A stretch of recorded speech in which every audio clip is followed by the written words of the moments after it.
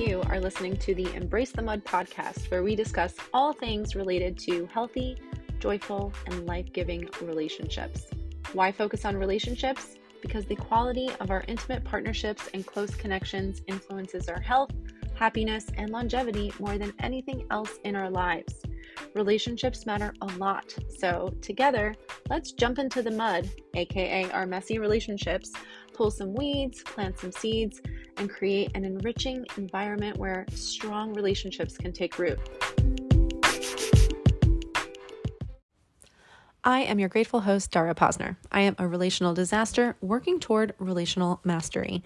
I am also a positive psychology coach, a relational mindset coach, a blogger, and now a podcaster.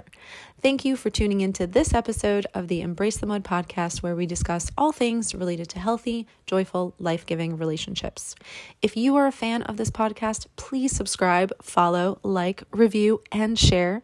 Your engagement in this way is crucial to the success of the podcast, and I appreciate you taking just a few seconds to support my mission, which is to help people like you flourish in life and love.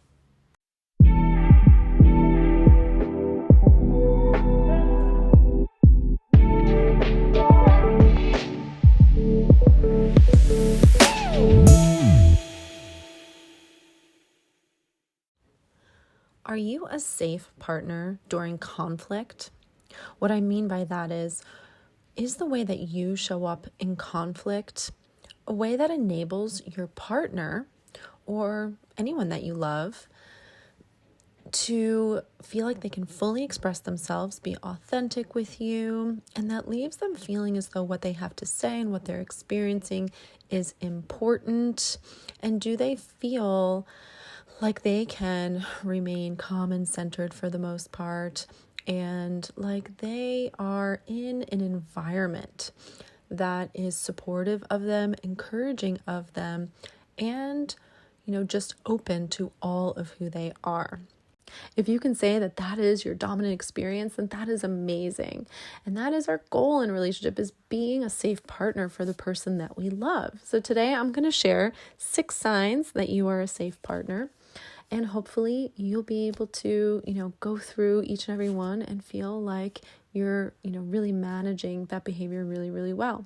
Or you might notice that there is an area where you can pay some attention, make some improvements, and I would absolutely encourage you to do that. And by the way, we can all be at least a little bit better in some, if not all, of these.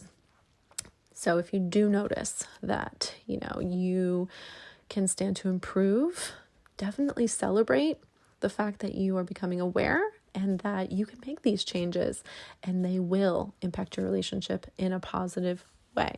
And, the ones that you hear where you're like, I do really, really well at that, please celebrate that. Give yourself a huge pat on the back, because that is important to do too. We want to scan for the things that we do really, really well, but we also want to become aware of the areas where we can grow. All right, so let's get started and let's talk about number 1. What is the number 1 sign that you are a safe partner? It is that you give your partner the benefit of the doubt and you assume the best about them and their intentions when you get upset with them. So, it's very, very common. I see this a lot in my practice with the clients that I work with, that, when there is an upset, our minds really want to assume the worst. And this is a really, really unfortunate habit because it erodes trust in a relationship. If you've ever watched Brene Brown's awesome speech called The Anatomy of Trust, it's on Super Soul Sundays, and she talks about the different elements of trust, and she created an acronym called BRAVING, and the G in BRAVING is for generosity, and she specifically points to making generous assumptions. Safe partners make generous assumptions about the mistakes that their partners make, and the things that they do that are hurtful sometimes, and the times that they're disappointed. They assume the best. They try to look for a good reason why that's happening. And even if they're wrong in the end, even if there was some kind of a negative intention, it's still the right thing to give your partner the benefit of the doubt, because you're not adding injury to the situation in those cases. So number one is that you give your partner the benefit of the doubt and assume the best about them.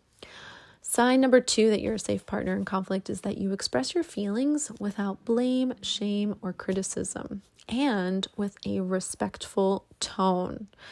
So what this means is you're really able to talk about your feelings, your frustrations, your disappointments in a way where you just focus on what you feel and the facts of the situation, the impact that it had on you, without going after your partner's personality or their character or anything like that. And you're not making them responsible for how you feel either. You're taking total ownership of your own emotions.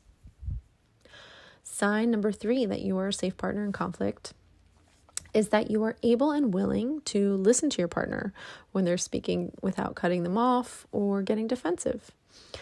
You can hear them out. You can let them finish their sentences, even if they're saying something that you're just like, oh my gosh, I don't like what I'm hearing, or, what they're saying, it's not true. That's not how I felt, or that's not what I meant, or whatever it is. You let them express themselves fully, and then you can validate their feelings and their perspective, even if you disagree with what they're saying, even if you don't like what they're saying. You're still able to let them know that it makes sense, that they're feeling the way that they're feeling, that they're seeing things the way that they're seeing things, and you're not defending yourself. The fourth sign that you are a safe partner in conflict is that you don't bring up old injuries or offenses during an argument. Your focus is on the issue at hand only. And this is especially difficult to do when you see like a pattern emerging, like, oh, this is a recurring kind of behavior or situation. It's really easy to be like, you did this and you did it last week and you did it 2 weeks ago. In healthy relationships, we focus on the micro issue first and we kind of clean that up. And then you can come back and have another conversation about, I see this pattern emerging and I'd like to talk about that. So what Terry Real says is, we don't handle macro situations in micro moments. And so that's part of what we're talking about here is, we don't bring up the past, but we also don't bring up like these macro situations like a pattern. We focus on tonight you were late to dinner. Or today you forgot to, stop at the grocery store like I asked you to, and then you deal with that. And then later you say, lately I've been asking you to do things and you've been forgetting. I'd like to talk about it. I hope that makes sense. Okay. So the fifth sign that you are a safe partner in conflict is that your goal in the conflict and in every conflict is not to win, but it's to understand and to both walk away feeling valued and respected. So when you're in conflict and you're expressing yourself, you're obviously, attuned to your own feelings and your own needs and desires, but you're also attuned to what your partner's feeling, how they're seeing the situation, and what they need and want the outcome here to be. And that is felt by them. They can really feel that while what you have to say is important to you, what they have to say is important to you too. And the sixth sign that you are a safe partner in conflict is that you're willing to have hard conversations and willing to address issues because you value the relationship enough to deal with the discomfort of conflict. Conflict is a normal, natural, healthy part of a great relationship. And many people avoid conflict, and that's a huge mistake. They don't want to deal with the discomfort. They don't want to rock the boat and so on and so forth. But that is a huge disservice and actually makes you an unsafe partner, because really facing conflicts head on, going into that discomfort, having those difficult conversations is necessary. And when you create this dynamic and this environment in your relationship, when you can have these difficult conversations and you can be mutually expressed with each other, it really creates a lot of safety. It creates an environment that feels very supportive and free. Each of you feels free to bring the fullness of your being to the relationship and to the experience, and to fully express your truth authentically with one another. So those are the 6 signs that you are a safe partner in conflict. I hope that you found that helpful. I will be back here very soon with another episode for you on the Embrace the Mud podcast. But if you want to interact with me in other ways, please follow me on Instagram. I'm very active on there. I make little videos where I read to you from my favorite relationship books, and I create posts that are designed to help you take excellent care of your relationship and yourself. So if you want to connect with me on there, you can find me. My handle is @EmbraceTheMud. But like I said, I will be back here very soon with another episode for you. And until then, please remember, you are wired for love and connection. You are capable of love and connection. You are worthy of love and connection.